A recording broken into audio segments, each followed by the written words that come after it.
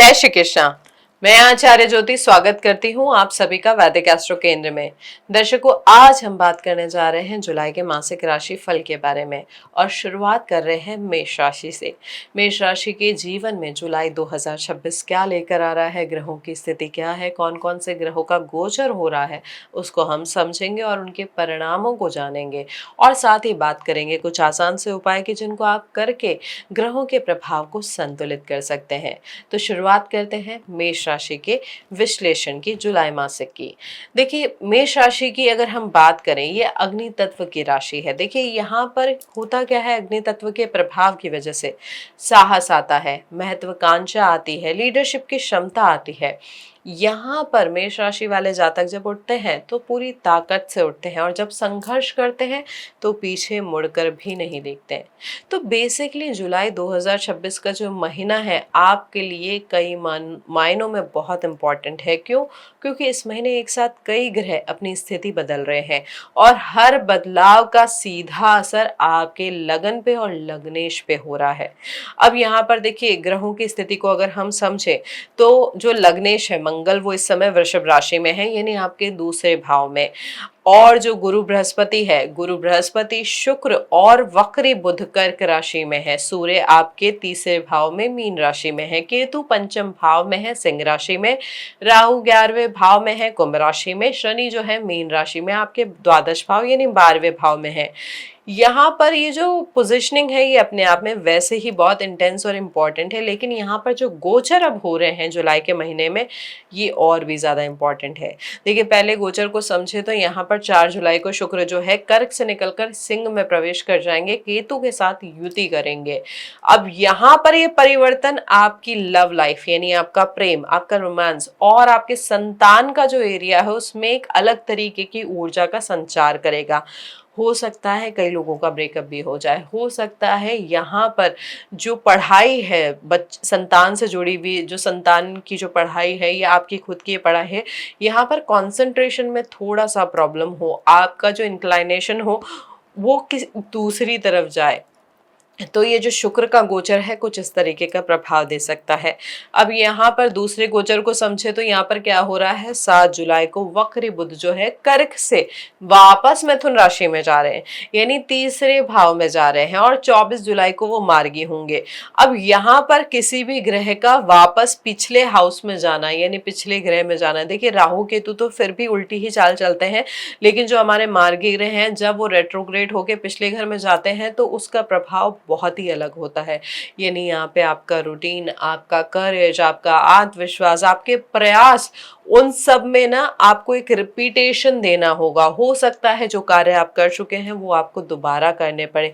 यहाँ पर वाणी, जिस तरीके से आप कम्युनिकेट करते हैं छोटे भाई बहनों के साथ, जो आपका व्यवहार है, साथ ही आपके जो नेबर्स के साथ व्यवहार है, वहां पे भी कुछ समस्या आ सकती है। तो यहाँ पर ना इन चीजों को थोड़ा सा समझना होगा इसके प्रभाव की वजह से। अब जो तीसरा गोचर होगा वो क्या होगा, 15 जुलाई को गुरु अस्त हो जाएंगे आपके चौथे भाव में, जो बहुत ही बड़ा संकेत है, जो जीवन क्षेत्र को हर तरीके से, आपकी मानसिक शांति को, आपके प्रभाव को, जो प्रोफेशनली बात करें, आपके व्यक्तित्व को हर तरीके से प्रभावित करेगा।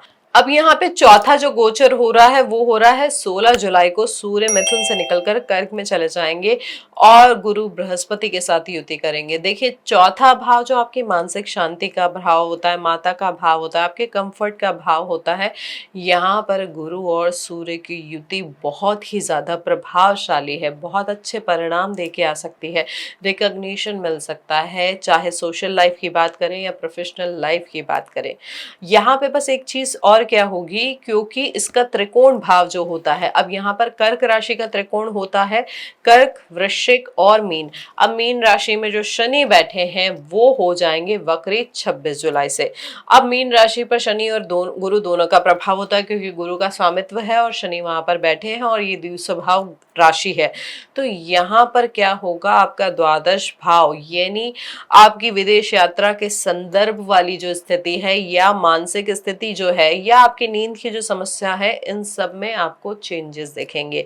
हो सकता है बहुत सारे जातक यहाँ पर इस समय विदेश जाने के लिए, जो काफी समय से वेट कर रहे थे, उनके लिए यहाँ पर विदेश यात्रा के द्वार भी खुल जाए। अब यहाँ पर ये जो सारी चीजें हैं, चाहे हमने ग्रहों की स्थिति जानी, ग्रहों के गोचर को समझा, अब उसी के आधार पर हम विश्लेषण करने का प्रयास करेंगे कि आपके जीवन में परिणाम क्या पड़ेगा इन सारी स्थिति का। देखिए, सबसे पहले आपके विवाह के और प्रेम के क्षेत्र में बात करें तो यहाँ पर जुलाई 2026 में क्या हो रहा है। देखिए, आपके सप्तम भाव में राशि आ रही है तुला, जिसके स्वामी हैं शुक्र। अब शुक्र जो है चतुर्थ भाव में शुरुआती समय में बैठे हैं गुरु के साथ और वक्री बुध के साथ, लेकिन 4 जुलाई के बाद उनकी स्थिति बदल जाएगी और वो केतु के साथ युति करेंगे। कि जो पंचम भाव है जिसमें वो युति कर रहे हैं वो नॉर्मली प्रेम, रोमांस और मनोरंजन का भाव होता है। शुक्र का यहाँ आना अविवाहित जातकों के जीवन में किसी विशेष व्यक्ति की उपस्थिति को लेकर आ सकता है। यहाँ पर कोई पुराना रिश्ता भी नए सिरे से जुड़ सकता है, कोई प्रेम प्रस्ताव भी आ सकता है, लेकिन क्योंकि यहाँ पर केतु है तो भ्रम और अनिश्चितता का एक अलग ही लेवल यहाँ पर जुड़ जाएगा। केतु अगर पंचम में हो तो प्रेम में जल्दबाजी से बचना चाहिए। होता क्या है, एक डिटैचमेंट आ जाता है, किसी ना किसी की बात से कॉन्फ्लिक्ट आ जाता है। और यहाँ पर ये भी देखिए कि यहाँ पर जो प्रभाव है, मंगल की दृष्टि भी आपके पंचम भाव पर पड़ रही है, तो यहाँ पर एक अग्रेशन भी आ सकता है, एकदम से रिश्ते कट भी सकते हैं। तो यहाँ पर शुक्र का ये जो गोचर हो रहा है, अच्छी स्थिति वही होगी कि यहाँ पर जो ऐसे रिश्ते थे जो आपके लिए फुलफिलिंग नहीं थे, जो कार्मिक रिश्ते थे, ये वो जुड़ भी सकते हैं, वो टूट भी सकते हैं। टूटेंगे वो वाले रिश्ते जहाँ पर कोई दिशा तय नहीं है, जहाँ पर एक इंटेंस कनेक्शन या एक डीप कनेक्शन नहीं है, वो रिश्ते यहाँ पर टूट भी सकते हैं। अब यहाँ पर विवाह के संदर्भ में समझे तो देखिए, क्योंकि यहाँ पर शुक्र गोचर कर रहे हैं पंचम भाव पे, सप्तमेश का पंचमेश में जाना दाम्पत्य जीवन में एक अलग तरीके का प्रभाव लेकर आता है। क्योंकि जैसे मैंने बताया, मंगल भी दृष्ट कर रहे हैं तो तीखापन आ सकता है वाणी में, आवेश आ सकता है व्यवहार में, परिवार में इसी सब की वजह से बिना कारण तनाव भी उत्पन्न हो सकता है और वैवाहिक जीवन में ना प्रॉब्लम भी आ सकती है। बेसिकली होगा क्या कि कम्युनिकेशन में इल्यूजन आ जाएगा, भ्रम आ जाएगी, गलतफहमी बढ़ जाएगी, बिना किसी बात के ना स्पष्टता नहीं रहेगी। और यहाँ पर स्पष्टता अगर आपने नहीं दी, जो बात कहनी है वो नहीं की, तो प्रॉब्लम्स और बढ़ सकती है। अब यहाँ पर जो चीज और हमने गोचर में समझी थी, देखिए यहाँ पर गुरु भी अस्त हो रहे हैं, तो उस वजह से यहाँ पर जो एक प्रभाव है, एक सपोर्ट जो होता है, केंद्र भाव में जब अच्छे ग्रह होते हैं तो कोई ना कोई डायरेक्शन आपको मिलता है, गाइडेंस आपको मिलती है, संतुलन आपको मिलता है। जैसे शुरुआती समय में जब ये गोचर नहीं हुआ होगा तो परिवार के बड़ों की वजह से दाम्पत्य जीवन में जो भी समस्या आ रही थी वो थोड़ा सा ठीक हो रही थी। लेकिन जब शुक्र का गोचर केतु के साथ आ जाएगा और फिर उसके बाद जब गुरु यहाँ पर अस्त हो जाएंगे, तब वो जो गाइडेंस और सपोर्ट आपको मिल रहा था वो नहीं मिलेगा। तो यहाँ पर इसीलिए व्यवहार में और वाणी में संतुलन बहुत इंपॉर्टेंट होगा। अब भाई बहनों के संदर्भ में भी इसी तरीके से समझे, देखिए भाई बहनों का जो स्वामित्व रखता है ग्रह वो है यहाँ पर बुध ग्रह। अब वो वक्री होके वापस से उस भाव में जाएंगे तो कोई पुराना संपत्ति का विवाद भी परिवार में उड़ सकता है, या संपत्ति के अलावा कोई और विवाद भी भाई बहनों के साथ यहाँ पर उत्पन्न हो सकता है। और क्योंकि द्वितीय भाव में मंगल है तो कुछ कटु संवाद यानी जो डिस्कशन है परिवार में बहुत इंटेंस और एग्रेसिव भी हो सकते हैं। यहाँ पर परिवार में सामंजस्य बनाने के प्रयास करें महीने के अंत पे, तब ग्रहों की स्थिति है जो वो थोड़ी बदलेगी। व्यवहार और वाणी में संतुलन ही ये जो महीना है आपके लिए इस महीने में बनाए रखना बहुत महत्वपूर्ण है। अब यहाँ पर आपके करियर के लिहाज से बात करें तो आपके दशम भाव में आती है राशि मकर, जिसके स्वामी है शनि। शनि जो 12वें भाव में है और 26 जुलाई को वो वक्री हो जाएंगे। अब यहाँ पर होता क्या है, 12वें भाव के प्रभाव की वजह से कि आपकी मेहनत जो है, बहुत मेहनत कर रहे हैं लेकिन उसके रिजल्ट आपके सामने नहीं आ पा रहे हैं। और साथ ही साथ जो सर्विस इंडस्ट्री में है उनके लिए इस समय कार्यस्थल पर राजनीति और षड्यंत्र से सावधान रहने का भी है। कोई सहकर्मी आपके काम का श्रेय भी ले सकता है। जो फीमेल कलीग है उनके साथ भी व्यवहार में थोड़ा सा संतुलन बनाए रखने का प्रयास करें। और जो डॉक्यूमेंट्स है, अपनी मेहनत को प्रमाण, जो अपनी मेहनत है उसका प्रमाण अपने पास जरूर रखें।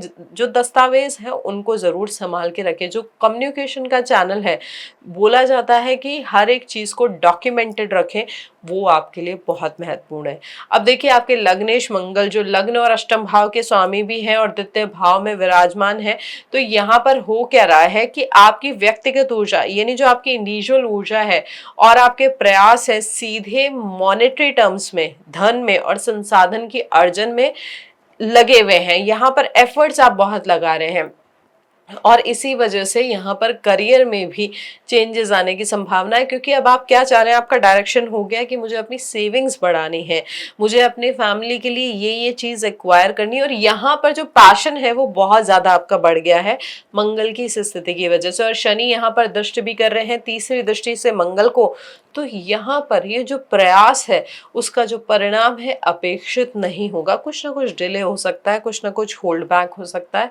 इसलिए यहाँ पर धन के हिसाब से भी और आपके करियर के लिहाज से भी ये जो जुलाई का महीना है बहुत ही इंटेंस पैशन लेकर आ रहा है और डिले भी लेकर आ रहा है थोड़ा रिजल्ट में। हालांकि क्योंकि गुरु भी दृष्ट कर रहे हैं, देखिए उच्च के गुरु की सीधे सीधे दृष्टि जो है आपके कर्म भाव पर पड़ रही है, तो कहीं ना कहीं कोई ना ऐसी गाइडेंस आपके जीवन में जरूर आएगी। ऐसा भाग्य परिवर्तन भी हो सकता है आपके जीवन में जिसकी वजह से आपको कोई फॉरेन अपॉर्चुनिटी मिले या फिर लॉन्ग ट्रैवल आपको मिले जिसकी वजह से मॉनेटरी टर्म्स में भी आपको बेनिफिट हो।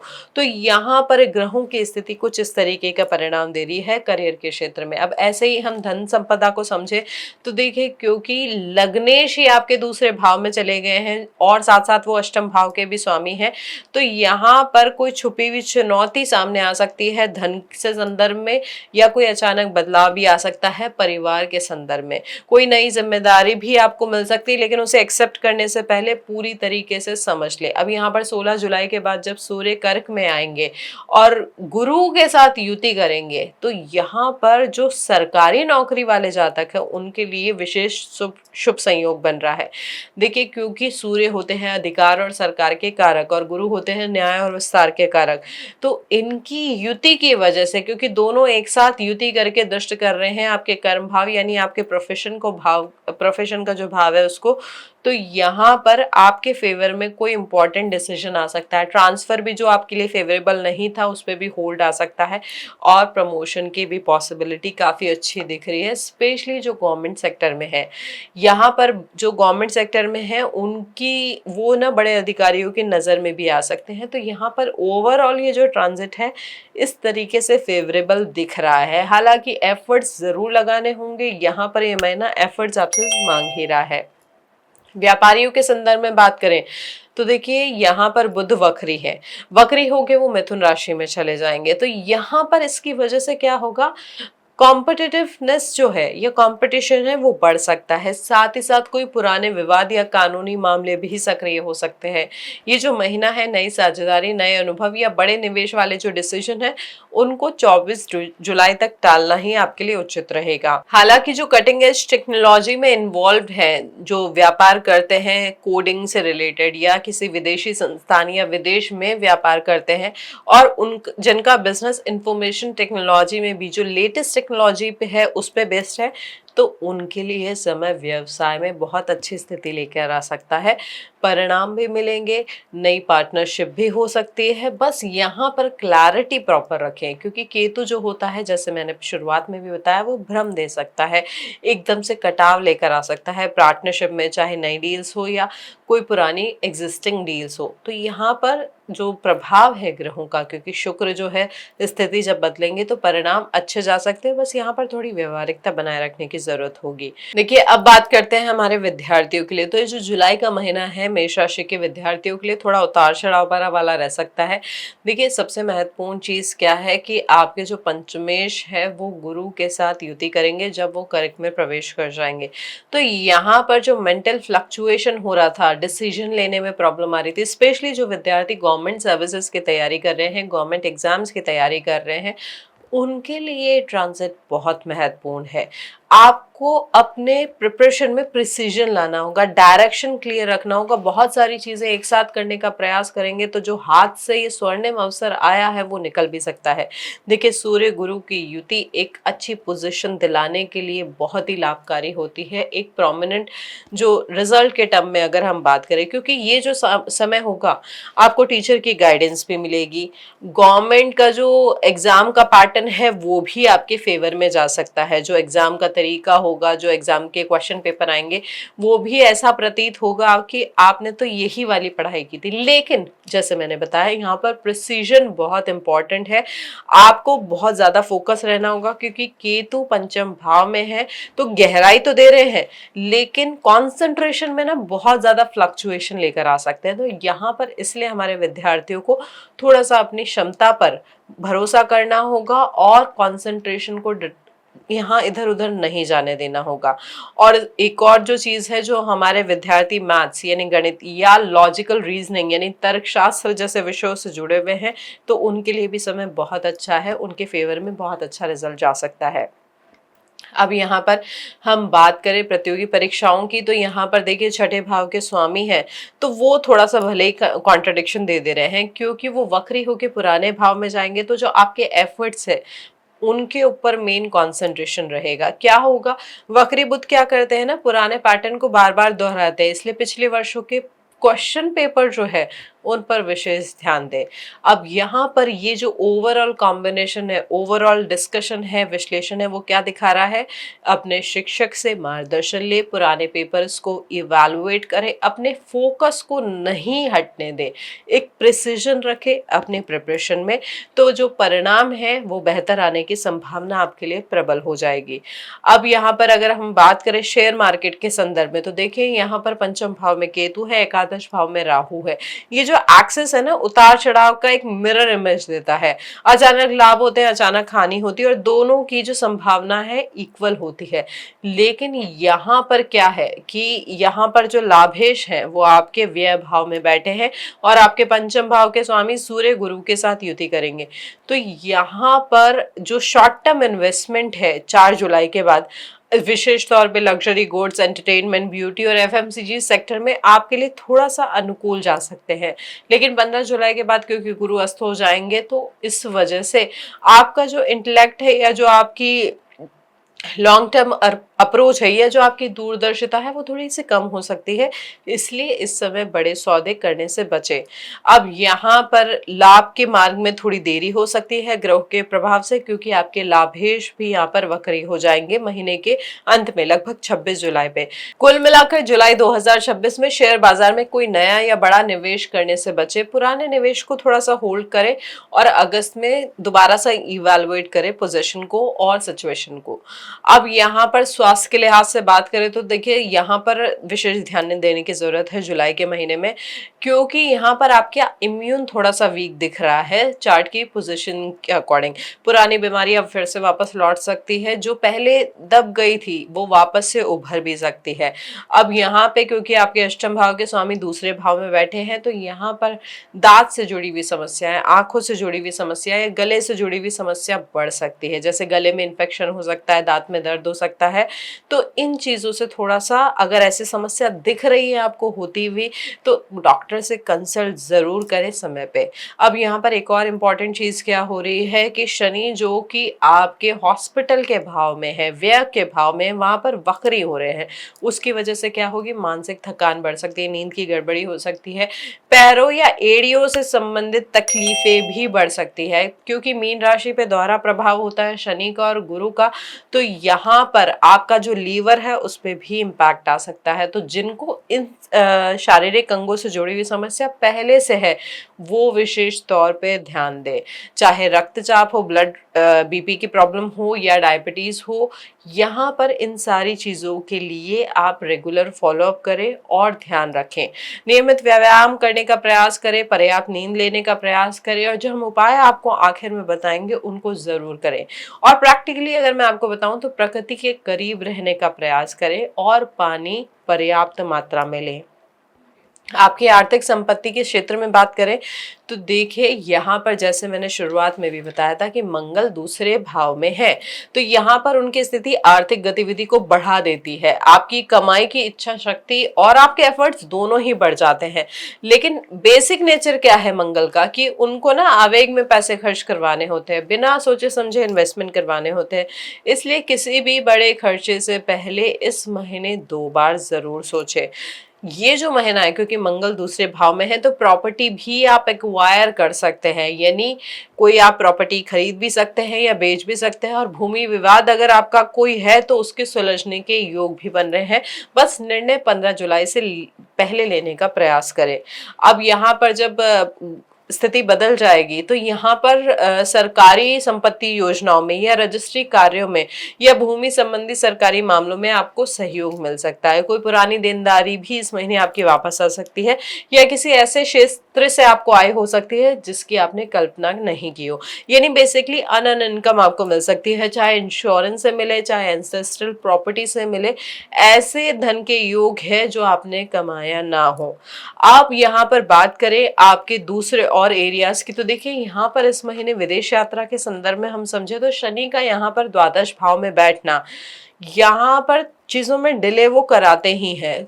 थोड़ा सा रुक जाती हैं चीजें, होती होती ऐसी लगती है कि नहीं अब इसमें कुछ ब्रेक आ गया है। लेकिन क्योंकि गुरु उच्च के होके आपके 12वें भाव को देख रहे हैं और साथ ही साथ वो आपके 12वें भाव के स्वामी भी है, भाग्य भाव के भी स्वामी है, तो यहाँ पर लंबी यात्रा की संभावनाएं प्रबल भी हो रही हैं। देखिए नवम भाव में धनु राशि आती है और आपके 12वें भाव में आती है मीन राशि। अब ये जो दोनों राशि के स्वामी हैं गुरु चौथे भाव में सूर्य के साथ युति करेंगे, तो आपकी जो ट्रैवलिंग है वो किसी एजुकेशन के रीजन से भी हो सकती है, नई नॉलेज एक्वायर करने के पॉइंट ऑफ व्यू से भी हो सकती है, या फैमिली रीजंस की वजह से भी हो सकती है। हो सकता है कि शायद कोई करीबी विदेश से वापस भी आए या आप किसी विदेश में बसे परिजन से भी मिलने जाए इस महीने। तो यहाँ पर ग्रहों की स्थिति थोड़ा सा विलंब जरूर दिखा रही है, लेकिन यात्रा की योजना अच्छी बन सकती है और उसका रिजल्ट भी आपके लिए फ्रूटफुल हो सकता है। तो दर्शकों ये जो विवेचन है हमारा जुलाई 2026 का, यहाँ पर ये जो केंद्र है पूरे महीने का वो है लग्नेश मंगल पे, आपके पंचमेश सूर्य पे और उच्च के आपके गुरु पे। अब अगर आपको ग्रहों का प्रभाव या दिशा संतुलित करनी है तो हमें उपाय भी इन्हीं ग्रहों के करने होंगे। अब जैसे हमने बात की लग्नेश की, तो देखिए लग्नेश मंगल की स्थिति को सबसे पहले ठीक करने के लिए प्रत्येक मंगलवार को हनुमान जी को सिंदूर और चमेली का तेल जरूर अर्पित करें। उनके बीज मंत्र का भी जाप कर सकते हैं अगर मंगल की स्थिति आपकी जन्म कुंडली में अच्छी है। उसके अलावा अगर हम बात करें आपके पंचमेश सूर्य की, तो उसके लिए आप क्या कर सकते हैं, बहुत प्रैक्टिकल उपाय है कि आप सूर्य नमस्कार करें। और सूर्य नमस्कार करते समय जो 12 मंत्र होते हैं सूर्य के उनका जाप जरूर करें। और अगर आप वो नहीं कर सकते हैं तो आदित्य हृदय स्तोत्र का पाठ करें, विशेष तौर पे रविवार पे। उसके अलावा अगर हम गुरु बृहस्पति की बात करें तो देखिए गुरु बृहस्पति की जो स्थिति है जो उच्च के हो रखे हैं चतुर्थ भाव में, तो उनके लिए आप नारायण कवच का पाठ कर सकते हैं, विष्णु सहस्त्रनाम का पाठ कर सकते हैं। साथ ही साथ ओवरऑल जो ग्रहों की स्थिति है उनको संतुलन देने के लिए शिव जी का अभिषेक जरूर करें और ओम नमः शिवाय का जाप भी आप कर सकते हैं, क्योंकि महाकाल की कृपा ही समस्त ग्रह बाधाओं का सर्वोत्तम समाधान है। दर्शकों ये जो जुलाई 2026 का महीना है बेसिकली आपकी धैर्य की थोड़ी परीक्षा ले सकता है, लेकिन याद रखिए मेष राशि के जो जातक होते हैं मंगल की वजह से ही कभी हार नहीं मानते हैं, जहां कभी रुक भी जाए लेकिन फिर से सफर की शुरुआत करते हैं। ये जो जुलाई का महीना है जो हमने सारा विश्लेषण किया है तो उसके हिसाब से चुनौती जरूर आ रही है, लेकिन कहीं ना कहीं उच्च के गुरु का आशीर्वाद आपके पास है जो आपको हर मुश्किल पार करने की शक्ति दे रहा है। बस इस महीने 3 बातें याद रखिए। बुध के मार्गी होने तक बड़े निर्णयों में जल्दबाजी ना करें। गुरु के अस्त होने से पहले 15 जुलाई से पहले जो भी शुभ कार्य हो, मांगलिक कार्य है, उन्हें पूरा करने का प्रयास करें। और शनि के वक्री होने के बाद अपने एक्सपेंसेस पे कंट्रोल रखें। ये जो 3 बातें अगर हैं आप ध्यान रखेंगे तो जुलाई 2026 का जो महीना है आपके लिए बहुत ज़्यादा प्रॉब्लम्स या बहुत ज़्यादा चुनौतियां नहीं लेके आएगा, और आएगी भी तो आप उन्हें संभाल पाएंगे। अगर ये जानकारी जो भी हमने विश्लेषण किया आपको अच्छा लगा हो, उससे आप रिलेट कर पाए हो, समझ पाए हो, तो इस वीडियो को लाइक करें, अपने परिवार और मित्रों के साथ शेयर जरूर करें जो मेष राशि के हैं, मेष लग्न के हैं, या कोई महत्वपूर्ण ग्रह जिनका मेष राशि में है, क्योंकि ऐसा ज्ञान बांटने से बढ़ता है। हमारे चैनल को सब्सक्राइब जरूर करें और उसके लिए बेल आइकन दबाएं ताकि हर नई राशिफल, हर वीडियो आपके पास सबसे पहले पहुंचे। कमेंट में जरूर बताएं कि जुलाई 2026 में आपके जीवन का कौन सा क्षेत्र सबसे ज़्यादा प्रभावित होता हुआ आपको लग रहा है? करियर, विवाह या स्वास्थ्य? हम कोशिश करेंगे कि आपके प्रश्नों का उत्तर ज़रूर दें। जय महाकाल दर्शकों।